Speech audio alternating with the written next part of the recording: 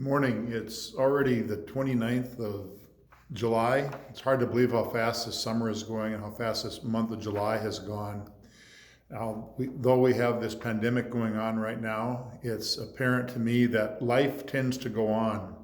Even in the face of crisis, life goes on. People are still having birthdays and anniversaries and all kinds of things. It's just celebrated a little bit differently.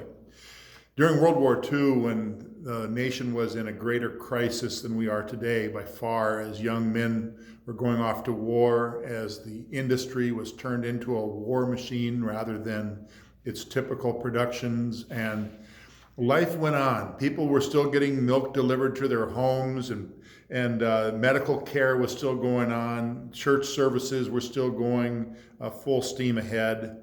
Crops were being grown by the farmers. School children were being taught, as well as university students. And stores were open, businesses or trains were running, factories were operating, law enforcement was in place.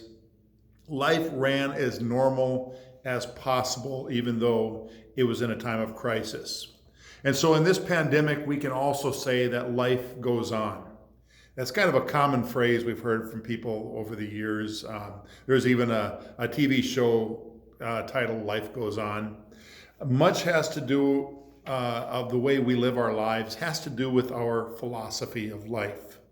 Some people choose, and rightly so, to stay home, to stay as safe as possible, not to have any interaction whatsoever with others. Other people, and that's true especially with people with pre-existing conditions.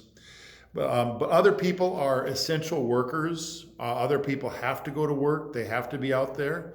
There are those of us who choose to go out. And I still have not figured out if pastors fall under the realm of essential workers or not. I'll let you debate that one, whether I'm an essential worker or not. But nevertheless, life goes on. And in the midst of this, within our own congregation, we have seen people experience life events. We've had a number of people who have had medical crisis. That's one kind of life event. But there's also those joyful life events that have taken place. Anne Callahan celebrated her 100th birthday just a couple of weeks ago. Louise and Richard Terrell both celebrated their 80th birthdays. Ashton Bean celebrated his graduation from Lincoln Northeast. That's Marilyn Waldron's grandson. Margaret Lambie just took a teaching position out in Eureka, Montana. I know I've missed a lot of things that have been going on, but life goes on. I want to make one special mention, and that is Dave Shaw.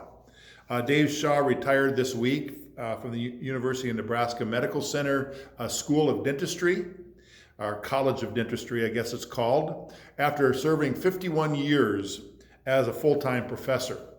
While he was there at the university, he served in many capacities. He was the oral biology department chair. He was on the commencement planning committee.